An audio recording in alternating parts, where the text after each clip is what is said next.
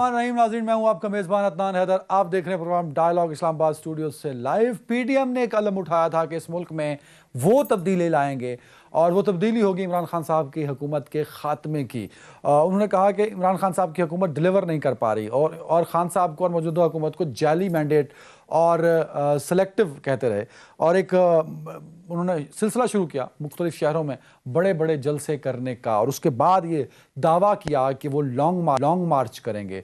लेकिन अब सूरत हाल बदलती हुई दिखाई दे रही है। पाकिस्तान डेमोक्रेटिक मूवमेंट में तीन बड़ी जमातें, जमीयत उलमा इस्लाम, पाकिस्तान मुस्लिम लीग नून और पाकिस्तान पीपल्स पार्टी, ये तीन बड़ी अहम जमातें इसलिए हैं क्योंकि इनकी नुमाइंदगी, सूबाई नुमाइंदगी भी इनके पास है, वफाक की में नुमाइंदगी भी इनके पास है, सेनेट में नुमाइंदगी भी इनके पास है। तो इनका अगर कहा जाए तो इनका किरदार बड़ा इंपॉर्टेंट हो सकता है या बड़ा इंपॉर्टेंट किरदार है। लेकिन सवाल ये पैदा होता है कि पीडीएम की ये तीन बड़ी जमातें एक पेज पर नहीं हैं, इनका बयानिया एक नहीं है। मामला इस्तीफे देने से शुरू हुआ था और उसके बाद कहानी लॉन्ग मार्च तक गई, और अब यह आवाज़ उठ रही है और पाकिस्तान पीपल्स पार्टी के चेयरमैन बिलावल भुट्टो जरदारी कह रहे हैं कि अदम एतमाद का वोट लाया जाए against prime minister of Pakistan. आईनी तरीके से हुकूमत को घर भेजा जाए, गैर आईनी तरीके से परहेज किया जाए। तो आईनी तरीका वाहिद होता है कि आपको फ्लोर के अंदर अपनी पावर को शो करना होता है। लेकिन माजी की अगर हम तलख यादें सामने रखते हैं तो सेनेट का वो अदम एतमाद जो सादिक संजरानी मौजूदा चेयरमैन सेनेट के खिलाफ इन्होंने लाए थे, उसमें ये कामयाब नहीं हो सके थे। सेनेट में अक्सरियत भी थी लेकिन फिर भी नाकामी हुई। आज की जो अपोजिशन जमातें हैं उनको अब तो क्या इमरान खान साहब के खिलाफ तहरीक अदम एतमाद ला सकते हैं? एक तो अहम सवाल ये है, और दूसरा अहम सवाल ये है कि पीडीएम का मकसद एक है लेकिन बयानिए मुख्तलिफ होते जा रहे हैं। तो मुख्तलिफ बयानियों के साथ क्या पीडीएम अपने मकसद में कामयाब हो पाएगी, इस पर हम बात करेंगे। और साथ ही फॉरेन फंडिंग का केस बड़े जोरों शोर से उसकी आवाज़ सुनाई दे रही है। इमरान खान साहब और पाकिस्तान तहरीक इंसाफ के खिलाफ अकबर एस बाबर की पिटीशन पर पिछले कई सालों से ये केस पेंडिंग है, और अब बड़े कॉन्फिडेंट नजर आते हैं इमरान खान साहब भी कि इसका ओपन ट्रायल होना चाहिए और हम हर तरह की समाअत को, हर तरह की प्रोसीडिंग्स को फेस करने के लिए तैयार हैं। लेकिन साथ में तहरीक इंसाफ ये भी कहती है कि फॉरेन फंडिंग का मामला सिर्फ तहरीक इंसाफ से ना जोड़ा जाए, बल्कि फॉरेन फंडिंग के मामले को बाकी जमातों के हिसाब से भी देखा जाए। पीएमएलएन, पीपल्स पार्टी और जमीयत उलमा इस्लाम पर भी फॉरेन फंडिंग के इल्ज़ामात हैं, तो उस पर भी पाकिस्तान तहरीक इंसाफ का मुतालबा है कि उन पर भी इलेक्शन कमीशन को एक्शन लेना चाहिए। तो इस पर बात करने के लिए मुझे ज्वाइन किया है पाकिस्तान के सीनियर सियासतदान जनाब अहमद साहब ने, उनका बहुत शुक्रिया। पाकिस्तान तहरीक इंसाफ से उस्मान सईद बसरा साहब ज्वाइन कर चुके हैं, उनका भी बहुत शुक्रिया। कुछ ही देर में शकील अवान साहब पाकिस्तान मुस्लिम लीग नून से और नदीम कायरा साहब पाकिस्तान पीपल्स पार्टी से ज्वाइन करेंगे। लेकिन हाफिज हुसैन साहब से शुरू करेंगे। हाफिज साहब, बहुत शुक्रिया सर वक्त देने के लिए। सबसे पहले तो आप बड़े एक्टिव मेंबर रहे पीडीएम जब बन रही थी, पीडीएम के एग्जीक्यूशन में भी। वजह क्या है सर, पीडीएम का बयानिया मुख्तलिफ होता जा रहा है सर, इसकी वजह क्या है? बिस्मिल्लाहिर्रहमानिर्रहीम, शुक्रिया जी। गुजारिश ये है कि 18 के इंतखाबात के फौरन बाद जमीयत उलमा इस्लाम का इजलास हुआ और हमारा एक मौक़िफ़ जो हमने अपनी पार्टी में तय किया था कि इंतखाबात में धांधली हुई है और हम कोशिश करेंगे कि खुद और अपोजिशन जमातों को आमादा करें कि वो हल्फ न उठाएं, बल्कि इसके लिए एक तहरीक चलाई जाए ताकि असर नौ इंतखाबात की राह हमवार हो सके जी। ये जेयूआई का मुत्तफ़िका फैसला था और इसको लेकर साथी जो है वो अपोजिशन से मिले तो उस वक़्त मुस्लिम लीग नून और पीपल्स पार्टी खुसूसन जरदारी साहब और नवाज शरीफ साहब, इनका नुक्ते निगाह अलग था। उन्होंने कहा कि असम्बली को में चला जाएंगे हम और उसके बाद अंदर जाकर इसके लिए जद्दोजहद करेंगे, और अगर कोई मुस्बित नतीजा नहीं निकल सका 1-2 माह में तो फिर हम इसके लिए आपकी इस तजवीज़ पे अमल दरामद करेंगे। तो उस पर फिर जेयूआई के अरकान ने भी जाकर हल्फ बर्दारी में हिस्सा लिया, और फिर मसला ये पैदा हुआ कि जनाब जरदारी साहब ने बलूचिस्तान के हवाले से हुकूमत से ताउन किया। चेयरमैन सेनेट एक लंबी कहानी है, सबको पता है इसका। और उसके बाद मौलाना फजल रहमान को भी नवाज शरीफ ने आमादा किया कि आप सदारती इलेक्शन लड़ें, जो हमारे पार्टी के मौक़िफ़ से अक्सर जो था वो टकराव था, क्योंकि हमने उसी दिन सुबह को ये फैसला किया था कि सदारत इलेक्शन में मौलाना तो क्या यूआई हिस्सा नहीं लेगी। तो खैर उस पे भी उनकी खातिर जो है इस जमात ने कुर्बानी दी।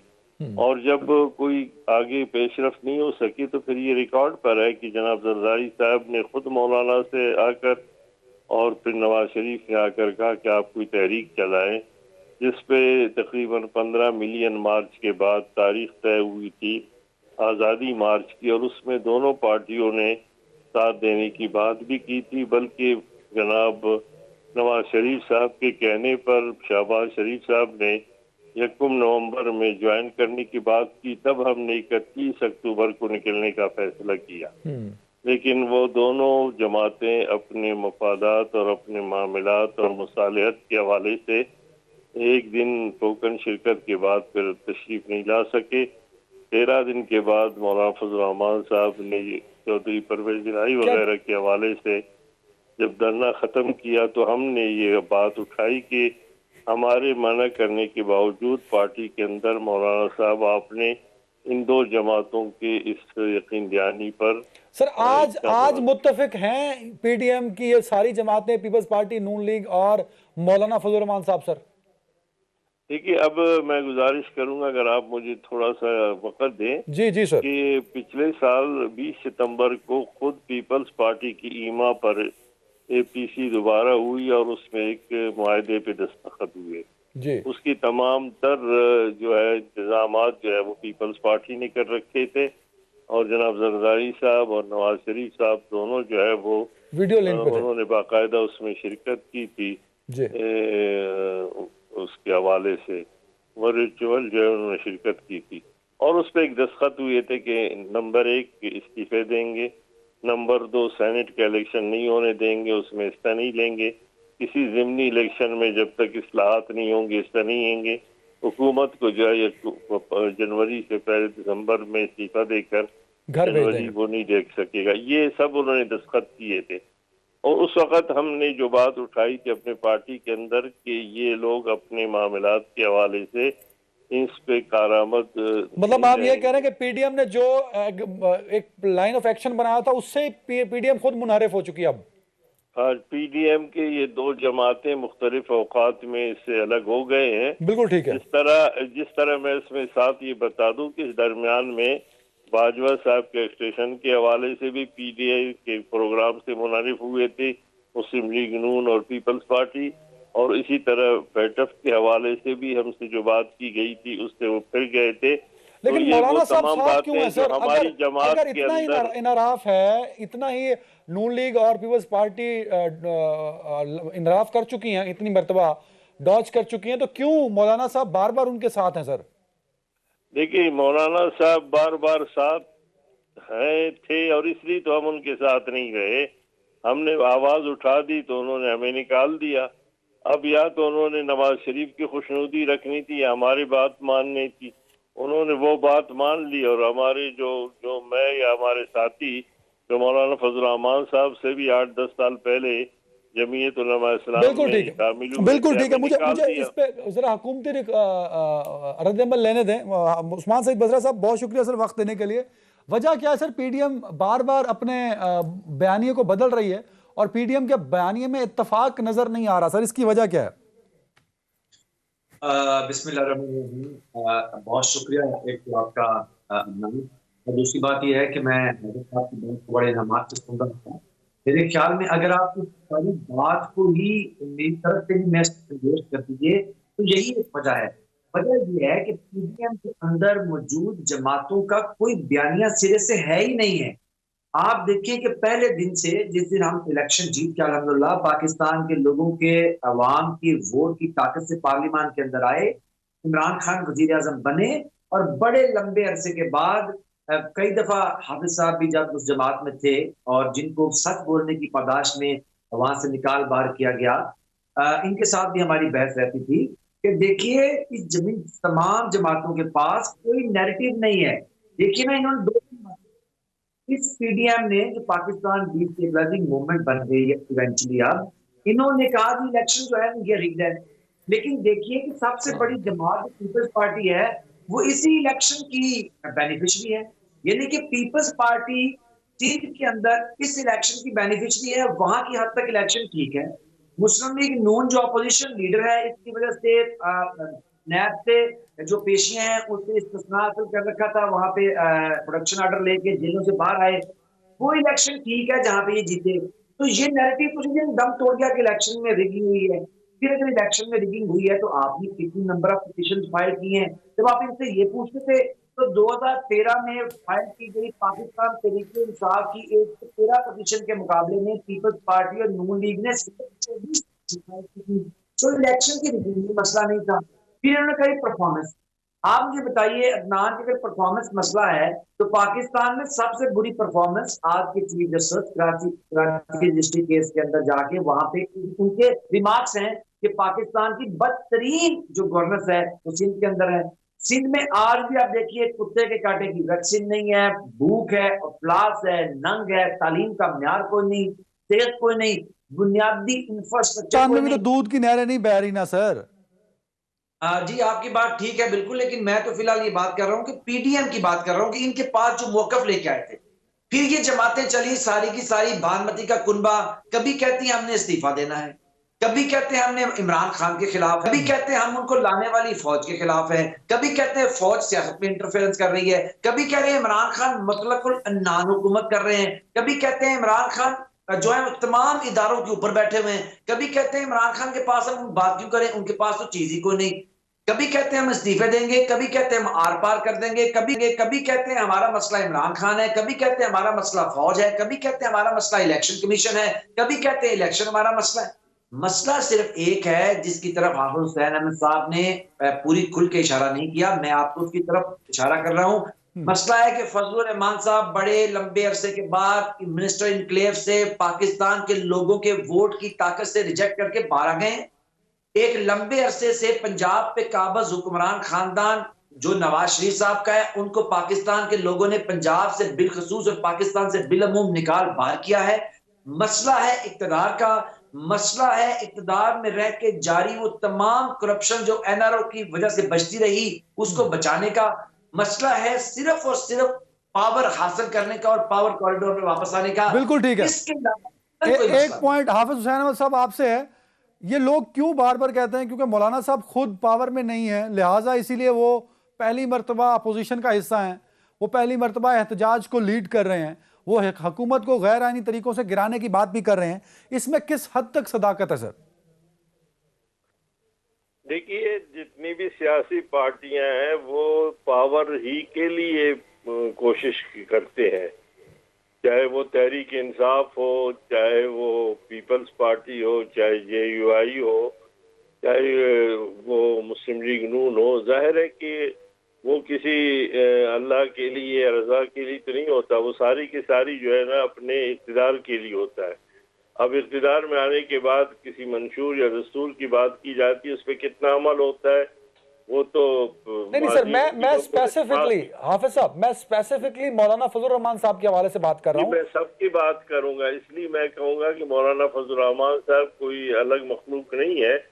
मौलाना फजलुर रहमान साहब भी यही है, यानी मेरे बसरा साहब बैठे हुए हैं, वो भी तो धरना दे रहे थे, तो वो किसके लिए दे रहे थे? अब 2.5 साल से उनके जो वादे थे वो भी पूरे नहीं हो गए।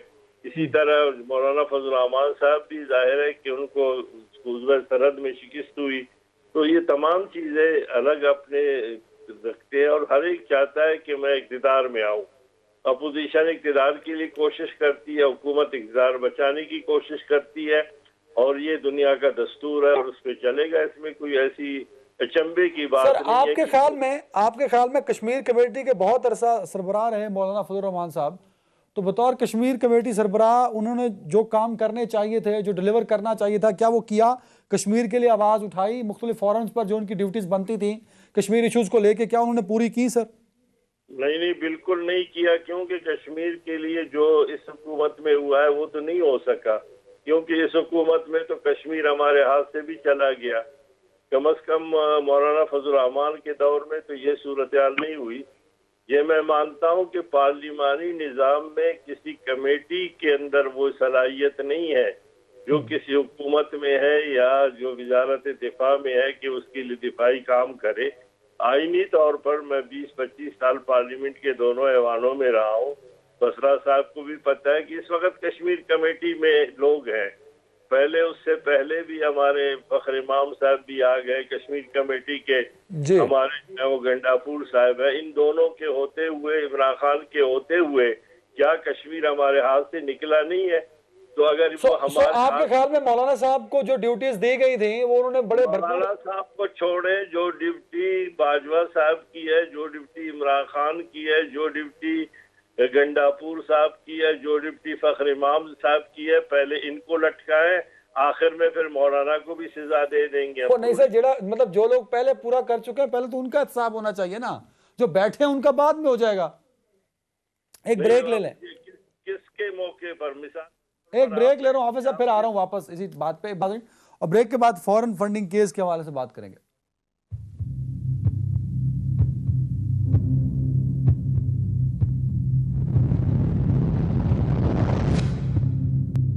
Welcome back. शकील अवान साहब ने ज्वाइन कर लिया। शकील साहब बहुत शुक्रिया वक्त देने के लिए। सर, इमरान खान साहब बड़े कॉन्फिडेंट हैं फॉरेन फंडिंग केस को लेके, वो तो कह रहे हैं पूरी कौम के सामने इस केस की प्रोसीडिंग्स होनी चाहिए, तो आपका मुतालबा तो पूरा हो गया सर?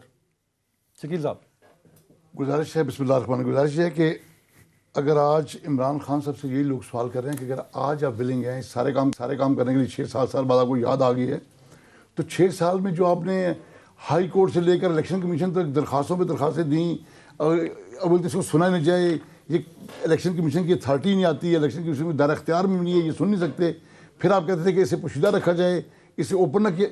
अगर ये सारी बातें, अगर इतना ही 2+2 ही था, तो फिर आज आप फिर, और मैं गुजारिश करूं लोगों को बेवकूफ़ इमरान खान साहब आप उस वक्त तक बनाते रहे हैं, वैसे मुखातिब में बसरा साहब से हूँ, उस वक्त तक बनाते रहे जब तक सलीम साफ़ी के प्रोग्राम में आकर अकबर एस बाबर ने पूरा कच्चा चटा आपका खोला नहीं था।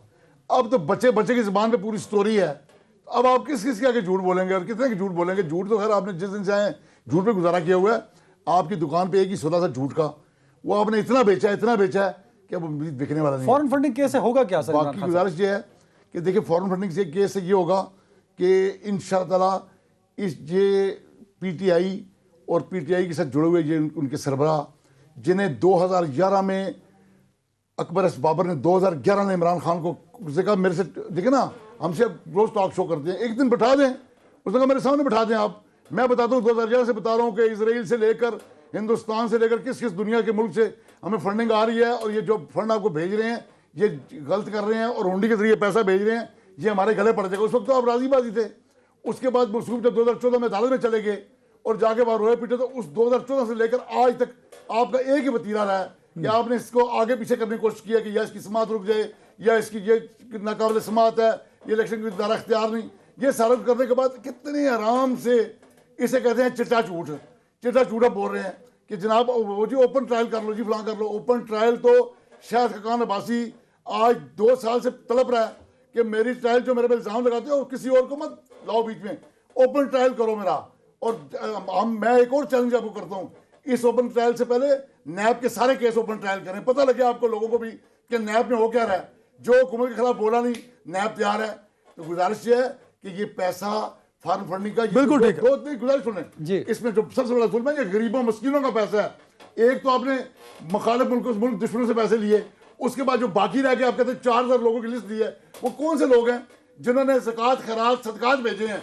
और आप तो ज़कात सदकात तो पॉलिटिकल फंडिंग में नहीं होता ना सर यार। पॉलिटिकल मैं गुजारता आपसे, देखिए आप कोई पैसा नहीं छोड़ते, आप जो पैसा आपको मिलता है ज़कात पॉलिटिकल फंडिंग में। मैं गुजारिश करता हूँ, पॉलिटिकल फंडिंग का आपने शौकत खानम रखी है। आपने पॉलिटिकल फंडिंग कौन सी है इनकी? ये उससे शौकत खानम का नाम लेकर 23 जो अकाउंट जिन्होंने आज तक छुपाए हुए हैं। इलेक्शन कमीशन को इलेक्शन आपको नजर आ रहा था कि खुफिया हाथ पीछे है, हुकूमत तो मिल जाएगी, आपने बड़े शौक से सारे अकाउंट 27 लिखा दिए। उसके बाद जब इलेक्शन कमीशन ने पूछा कि अब बताओ जी, अब डिटेल लो, अब इनका दो। बसरा साहब please comment sir about foreign funding. बड़े कॉन्फिडेंट लग रहे हैं प्राइम मिनिस्टर सर। अच्छा, मैं सबसे पहले आपकी खिदमत में ये अर्ज करूं कि जो फॉरेन फंडिंग का केस है ये तो आपके सामने है, और प्राइम मिनिस्टर ने कहा कि आइए पब्लिक की सामने सबके हेयरिंग कर लेते हैं। अल्हम्दुलिल्लाह हम कॉन्फिडेंट हैं, हमने 40,000 अपने डोनर्स के, हम पाकिस्तान की पहली सियासी जमात हैं। अब शकील साहब जिस जमात से ताल्लुक रखते हैं तो खानदानी बादशाह की जमात है, वो सियासी जमात तो है नहीं, बच्चों के बच्चे आगे बच्चों के बच्चे हैं, वहाँ तो कोई सियासत है ही नहीं, ना कोई जमहूरियत है। हमने 40,000 अपने लोगों के डोनर्स के एड्रेसेस दिए हैं, हर चीज दिए हैं, और हमने कहा इलेक्शन कमीशन में। लेकिन यहाँ एक बड़ी एक मज़ाक़ा खेज किस्म की चीज, बड़ी एक जबरदस्त चीज आपके सामने मैं रखने लगा हूँ। देखिए, ये फॉरेन फंडिंग केस को हाईलाइट कर रही है मरियम।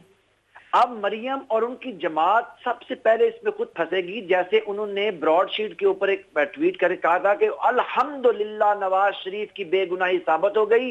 अब ब्रॉडशीट में पता चल रहा है कि 76 गैर कानूनी हराम के पैसे की जायदादें भी सामने आ गई है, फैसले के अंदर लिखा हुआ है, और 820 मिलियन डॉलर की हराम की कमाई की जायदादें भी ब्रॉडशीट के फैसले में सामने आ गई हैं। जैसे वहां फंस गई, फिर इन्होंने इससे पहले भी ट्वीट किया कि इमरान खान की हुकूमत शाह इसराइल के साथ ये कर रही है, वो कर रही है, और इन्होंने उठा के एक वो वीडियो लगा दी।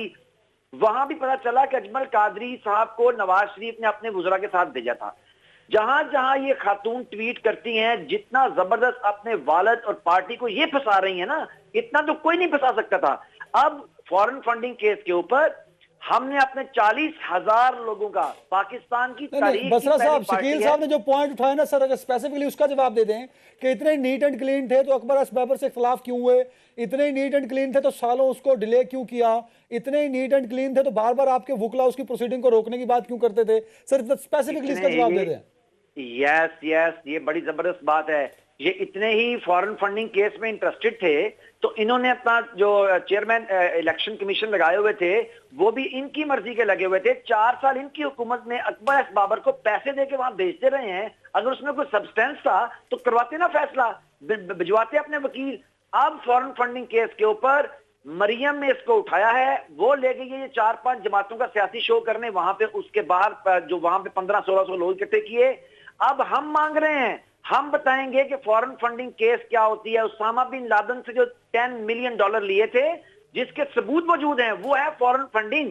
और फिर हम बताएंगे, मौलाना साहब से पूछेंगे कि जो आपके मदरसे चलते हैं, जो चलते ही मशरक़े वुस्ता की हुकूमतों के पैसों से है, हुकूमतों के पैसों से, अब हम मांगेंगे इनसे हिसाब। अपना साहब दो ना।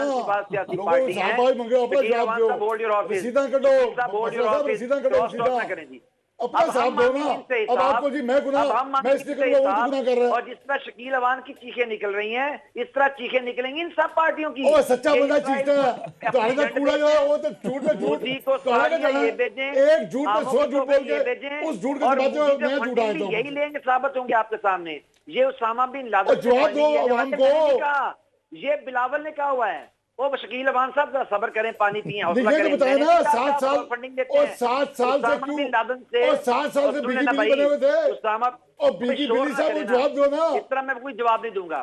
इस तरह इनको पहले चुप करवा लें। ये कोई मछली मंडी नहीं है यार, वी आर सीनियर पीपल। हम अपने जमातों के जवाब मांगो तो मैंने नहीं कहा, जवाब मांगो तो आपको मछली मंडी याद नहीं कहा कि ये फॉरेन फंडिंग लेते हैं।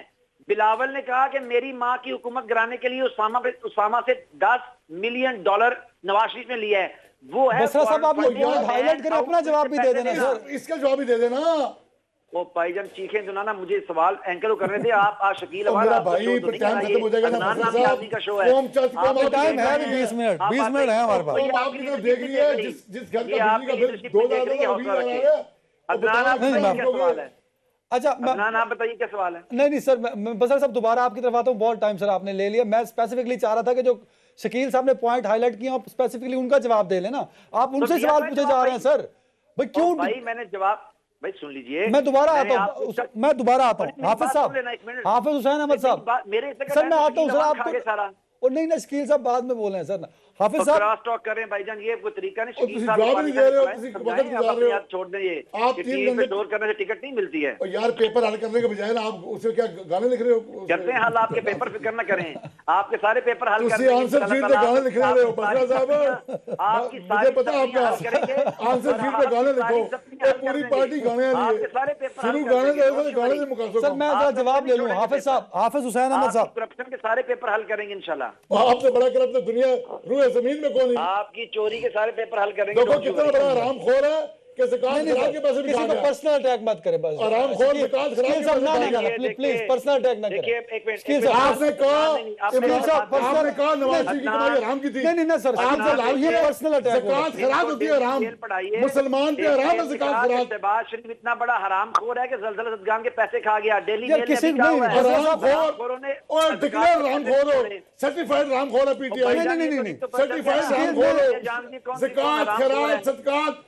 कोई शहर छोड़ दो। स्कील साहब ना करें, पर्सनल अटैक मत करें प्लीज। पक्के हरामखोर। डेली मेल पढ़ाए इनको। बसरा साहब, स्कील साहब, मैं आगे बढ़ रहा हूँ यार, प्लीज। बसरा साहब खा गए, ठीक हो गए, ठीक। इनको डेविड रोज का पढ़ाएं जिसने कहा कि हरामखोर सारा पैसा खा गए वहां से। हाफिज साहब, बसरा साहब, खाने वाले हरामखोर हो। बसरा साहब, 60 अरब निकला आपकी आपा के स्कील साहब मुझे आगे ही पढ़ना ना सर प्लीज। बसरा साहब पढ़ाएं कि डेविड रोज ने क्या कहा था, उर्दू में पढ़ाएं इनको जरा। और 60 अरब रुपए का साहब दो। और सर बसरा साहब, करके खा गए हरामखोर पैसे। सिलाई मशीन हरामखोर तुमसे बड़ा कोई है? सिलाई मशीन वालों ने सारे टीचियां और सिलाई मशीन कौन को भी दो। जरा वहां से वो सिलाई मशीन कौन को भी दो ना। कैसे हराम ब्रेक ले लूंगा मैं। बसरा साहब, स्कील साहब, इससे बड़े को मुसलमान मुझे आगे देखिए बाकी पार्टी। नहीं है। हाफिज साहब, बसरा साहब, बाकी पार्टिसिपेंट्स को पार्टिसिपेट करने दें यार प्लीज। हाफिज साहब एक जवाब आपसे चाहिए कि फॉरेन फंडिंग का इल्जाम JUIF से भी है कि मदरसों के भी पैसे आते थे और साथ में फंडिंग भी बाहर से आती थी। क्या ये बात दुरुस्त है? क्योंकि आपने भी कुछ ज़राए बताते हैं कि फॉरेन फंडिंग का इशू हाईलाइट किया था अपनी पार्टी के अंदर। और दूसरा, क्या ज़कात और खैरात के पैसे पॉलिटिकल एक्टिविटी में लग सकते हैं? ये भी बता दीजिए सर। देखिए, आप लोग जरा फारिग हो अपने वो लड़ाई से तो मैं जरूर कुछ अर्ज करूंगा, क्योंकि मेरी आदत नहीं है कि मैं इस तरीके से प्रोग्राम में हिस्सा लूं। देखिए हैदर साहब, गुजारिश ये है कि पूरा मुल्क चल रहा है फॉरेन फंडिंग पे। IMF, वर्ल्ड बैंक के बगैर तो हम जिंदा ही नहीं रह सकते। दूसरी बात ये, जरा जो हम आपस में लड़ रहे हैं जरा इसकी तशरीह भी होनी चाहिए। एक वो लोग हैं जो ओवरसीज पाकिस्तानी कहलाते हैं, जो मुख्तलिफ ममालिक में पाकिस्तानी हैं, वो कोयटा से, बलूचिस्तान से, पंजाब के इलाकों से, सिंध से या कहीं से भी ताल्लुक रखते हैं, वो किसी भी मुल्क में काम कर रहे हैं जी। वो अपने घर के लिए भी पैसे भेजते हैं, वो अपने वहाँ मदारिस जो उनके इलाके में है वहाँ पर जो गरीब अफराद है उनके लिए भी भेजते हैं, अपनी ज़कात भी भेजते हैं और मसाजिद भी बनाते हैं। वो तमाम बातें करते हैं और फिर उन्हीं की वजह से जो हमें ज़र मुबादला इस वक्त मिलता है 20-22 अरब डॉलर से ज़्यादा जो है, वो अगर ना भेजें तो हमारा अपना सारा प्रोग्राम ही सारा का सारा जो है वो ख़त्म हो जाता है। दूसरी बात यह है कि हुकूमतों की जानिब से, मिसाल के तौर पर सऊदी अरब की हुकूमत है, अगर वो किसी को फंड करती है, सऊदी अरब की हुकूमत अगर किसी को जो है ना वो वहाँ पर ठहराती है, किसी को सरूर महल में पहुँचाती है, या इसी तरीके से किसी के बच्चे लंदन में हैं, किसी घर में हैं, या कोई कहीं पल रहा है, तो ये तमाम चीज़ों को देखना पड़ेगा। और अगर तमाम को आप एक ही उससे डंडे से नहीं हाफिज साहब, बड़ी कता कलामी की माफी चाह रहा हूँ, मजबूर हो के मुझे कता कलामी करनी पड़ी सर। ये तो जेनेरिक जवाब हो गया ना, इतना टाइम तो नहीं सर हम डिटेल में हवाले, मैं स्पेसिफिकली JUIF पे मेरा सवाल है। आप उसके बड़े एक्टिव मेंबर रहे, आप बड़े सीनियर रहनुमा हैं सर। JUIF को फॉरेन फंडिंग होती थी, नहीं होती थी, ये हाँ या ना में जवाब दी। जस्टिफिकेशन तो सर अब अदालतों में या इलेक्शन कमीशन में जाती है ना सर, वो टॉक शोज में तो नहीं हो सकती। देखिए हैदर साहब, मैंने तो बात की है, अभी आपका अगर कोई अदालत है, आप किसी को सजा दे सकते हैं तो मैं उसमें बयान दूंगा। मेरा सवाल यही है कि अगर नैब मौजूद है, मेरा सवाल ये है कि अगर सेशन कोर्ट मौजूद है, हाई कोर्ट मौजूद है, सुप्रीम कोर्ट मौजूद है, तो सारी बातें अगर मैंने आपने कह दी कि कह दी है, मैंने 10 चैनलों पर कह दी है। सवाल ये पैदा होता है कि सिर्फ हम मीडिया के अंदर ट्रायल करते हैं या वाकई किसी का एहतसाब भी होता है। 7 साल हो गए इस वक्त अभी तक तहरीक इंसाफ के मामले पे। मैंने कल भी पेशकश की और आपके हवाले से पेशकश करता हूँ कि इलेक्शन कमीशन जो है ऐलान कर दे कि जिसके पास जितनी मालूमात है वो हमें फराहम कर दे, और वो 1 हफ्ते के अंदर, 10 दिन के अंदर, महीने के अंदर, 6 महीने के अंदर सबका हिसाब करे। किसी एक पार्टी का नहीं। सर अब वहाँ इलेक्शन पर कमीशन अपने इलेक्शन पैमाना दे कमीशन देते हैं। इलेक्शन कमीशन जरूर सुनेगा, वो हम हमारी और आपकी सुनने के लिए ही एक इदारा इस मुल्क में बना हुआ है। क्या आपके पास सबूत हैं कि फॉरेन फंडिंग हुई JUIFA को? देंगे, आप फॉर्म ला कर रखिए, हम दे देंगे। मीडिया पे हम दे दे के थक गए। 8 साल से चल रहा है, 10 साल से चल रहा है, 2.5 साल से तो हमारे 4 साल से तहरीक इंसाफ वाले कह रहे हैं कि जनाब हम पैसे लाएंगे इतने और हमें 90 दिन दे दें। मसला ये है कि क्या आप साबित क्या करेंगे? सिर्फ हम मीडिया पर एक दूसरे के को जो है गिरेबान करें और आपकी रेटिंग बढ़ जाए और इसका कोई नतीजा न निकले। हमारे पास जिसके पास सबूत है, मेरे पास है, शकील के पास है, बसरा के पास है, जिसके पास है, हम किसी फोरम पे जाएं जिसका कोई असर हो। हमारे यहाँ पर 10 बयान, परसों मैंने दो चैनलों पर बात की है, तो क्या किसी को इससे सजा मिल गई? क्या किसी का एहतसाब हो गया? आप चाहते हैं सर आपको इलेक्शन कमीशन बुलाए और आप वहां अपने सबूत पेश करें कि कैसे और किस तरह फॉरेन फंडिंग हुई? मैं क्यों नहीं चाहूंगा कि इंसाफ न मिले। मैं कह रहा हूं कि क्या उनकी अपनी जिम्मेदारी नहीं है? 7 साल तक वो फैसले नहीं कर रहे। वो किस चीज का तनख्वाह लेते हैं? नैब किस चीज का पैसे लेते हैं? ये जो फराड शीट है, ये क्या चीज है? सवाल ये पैदा होता है कि अगर आप टैक्सेस, बिल्कुल ठीक है नदीम कारा साहब, got the point sir. Nadeem कारा साहब, बहुत शुक्रिया आबू सैनम साहब आपका, आपने में वक्त दिया। नदीम कारा साहब पाकिस्तान पीपल्स पार्टी से, वार्म वेलकम सर इन शो। बिलावल साहब चाहते हैं PDM को लेकर फॉरेन फंडिंग पे हूं, लेकिन आपने जरा लेट ज्वाइन किया। बिलावल साहब अदम एतमाद की बात कर रहे हैं, क्या अदम एतमाद बाकी PDM को एतमाद में लिया गया या बिलावल साहब की अपनी ख्वाहिश है, और पीपल्स पार्टी बाकी PDM से मुख्तलिफ क्यों चल रही है सर? अदनान हैदर साहब, पहली बात यह मैं माफी चाहता हूँ, मैं कुछ टेक्निकल फॉल्ट की वजह से आपके प्रोग्राम में पहले नहीं आ सकता। पहली बात यह है कि बिलावल भुट्टो साहब पाकिस्तान पीपल्स पार्टी ने हमेशा आईनी और कानूनी रास्ता इख्तियार किया। आप देख लें PDM बैठी थी और जिसमें हमने ये फैसला किया कि हम बाई इलेक्शन में जाएंगे। तो पहली बात यह कि जब हमने बाई इलेक्शन की बात की तो यही सवाल उठे थे कि बिलावल भुट्टो साहब करना चाहते हैं, पीपल्स पार्टी अलग होना चाहती है, पार्टी से भागना चाहती है। लेकिन जब हम अपने पीपल्स पार्टी के PDM के इलाज में अपना मौकफ लेकर गए, PDM की तमाम सियासी जमातों ने हमारे मौकफ को माना और उसके साथ ही उन्होंने बाई इलेक्शन में हिस्सा ले लिया। इसी तरह आज अगर हम ये कह रहे हैं कि हमें तरीके अदम एतमाद जो है वो गवर्नमेंट के खिलाफ लानी चाहिए, सबसे पहले हमें सुबह पंजाब में, क्योंकि मार्जिन जो है वो बहुत कम है, फिर मरकज में भी बहुत कम है, हमें इन 2 जगह पर अगर जो सियासी जमातें या हमारी पार्टी फैसला करती हैं कि तरीका अदम एतमाद आनी चाहिए, तो इसीलिए कहते हैं ना कि हमें पता चलना चाहिए। You can work out. Shakeel Awan साहब, क्या आप साथ देंगे पीपल्स पार्टी की इस बात का?